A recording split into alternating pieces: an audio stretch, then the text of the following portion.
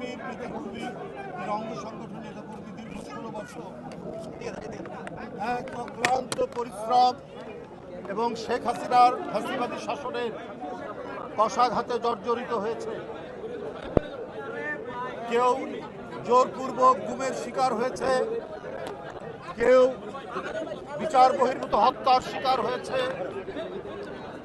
কেউ অসংখ্য মিথ্যা মামলা নিয়ে কারাগারে জীবন কাটাতে হয়েছে। হাজার হাজার লাখ লাখ নেতা কর্মী, ভাই আপনারা একটু চুপ করেন প্লিজ, হাজার হাজার নেতা কর্মী তাদের এই 16 বছরের অধিকাংশ দিন কারাগারেই কাটাতে হয়েছে। নীলফামারী এমন একটি জেলা, যে জেলায় আন্দোলন সংগ্রাম করতে গিয়ে অসংখ্য নেতাকর্মী বিচার বহির্ভূত হত্যার ক্রস ফায়ারের শিকার হয়েছে। নীলফামারীর একজন মন্ত্রী যার নেপথ্য নায়ক ছিলেন, তিনি কে আপনারা নিশ্চয়ই জানেন। তার নির্দেশে মদদে গোটা নীলফামারী জেলাটাকেই একটা রক্তাক্ত প্রান্তরে পরিণত করা হয়েছিল। সেই জেলার একজন প্রধান নেতা, জাতীয়তাবাদী শক্তির প্রকৌশলী তুহিন, 16 বছর দেশের বাইরে থাকতে হয়েছে। তার বিরুদ্ধে অসংখ্য মিথ্যা মামলা দিয়ে নানাভাবে জর্জরিত করার চেষ্টা করা হয়েছে। বন্ধুরা, প্রবাসে থাকা অবস্থায় তার প্রিয়তমা স্ত্রী পৃথিবী থেকে চলে গেছে। এই অবর্ণনীয় নিপীড়ন, নির্যাতন, মানসিক নির্যাতনে তুহিনের মতো আরো অসংখ্য নেতাকর্মী সহ এই দলের প্রধান প্রেরণার উৎসস্থল, সাহস বীরত্বের প্রতীক দেশনেত্রী বেগম খালেদা জিয়া, তাকেও তার সন্তানকে হারাতে হয়েছে। এইভাবেই দিন রাত্রি কাটাতে হয়েছে আমাদের। শেখ হাসিনা এমন রাজত্ব চেয়েছিলেন যেখানে কেউ যাতে টু শব্দ করতে না পারে। এই কারণেই বেগম খালেদা জিয়াকে বন্দী করা হয়েছে। বিএনপির ভারপ্রাপ্ত চেয়ারম্যানের নামে মিথ্যা মামলা এবং একের পর এক সাজা দেওয়া হয়েছে। লাখ লাখ নেতাকর্মীর নামে মিথ্যা মামলা দেওয়া হয়েছে। বন্ধুরা আমার, কারণ একটাই, আপনারা দেখেছেন 2-1 দিনে 40,000 কোটি টাকার আওয়ামী লীগের ঘনিষ্ঠ ব্যবসায়ী, তাদের ঘনিষ্ঠ রাজনৈতিক নেতা, তাদের সম্পত্তি পাওয়া গেছে 5-6টা দেশে।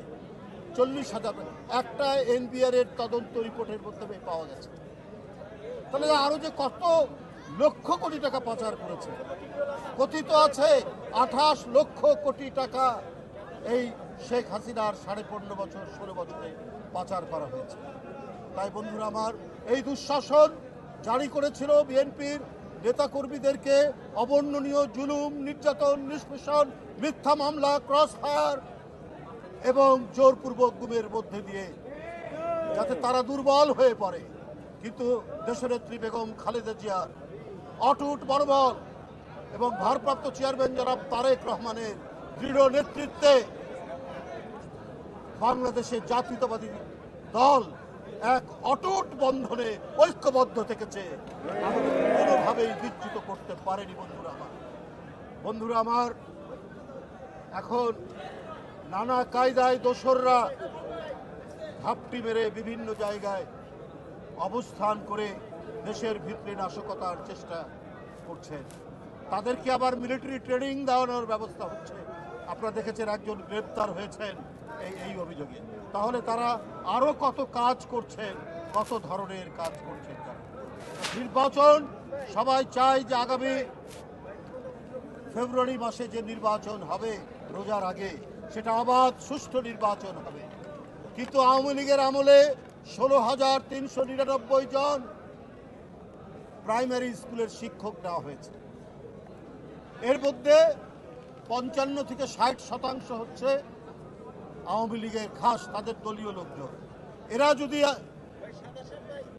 পোলিং এজেন্ট হয়, পোলিং অফিসার হয়, প্রিজাইডিং অফিসার হয়, তাহলে কি অবাধ সুষ্ঠু নির্বাচন হবে? এরা তো গায়ের জোরে এরা কোনো মেধার প্রতিযোগিতা না করে একমাত্র তাদের ক্রাইটেরিয়া ছিল উত্তীর্ণ হওয়ার, চাকরি পাওয়ার। সে ছাত্রলীগ করে কিনা, সে যুবলীগ করে কিনা, সে আওয়ামী লীগ করে কিনা, এইভাবেই তারা প্রশাসন সাজিয়েছে। তাই বন্ধুরা আমার, এগুলোকে প্রশাসন থেকে ক্লিন করতে হবে। এদেরকে বেছে বেছে, আমরা চাই না যে বিএনপির লোকজনকে বেছে বেছে, তা না, যারা নিরপেক্ষ, যারা কোনো দিকে বায়াসড নেই, তাদেরকেই পোলিং অফিসার, প্রিজাইডিং অফিসার এগুলো করা উচিত।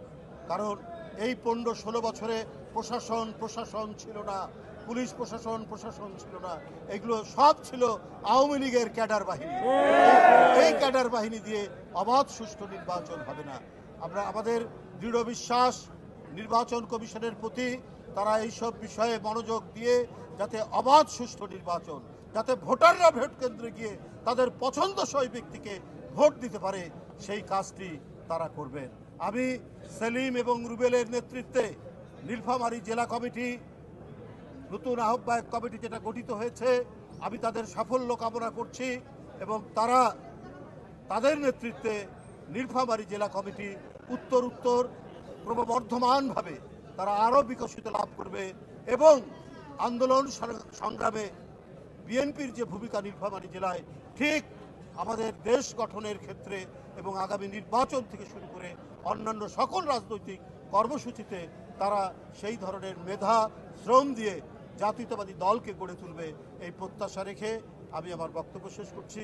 আমি 15 বছর পর দেশে ফিরে এসেছেন শাহরিন ইসলাম তুহিন, প্রকৌশলী।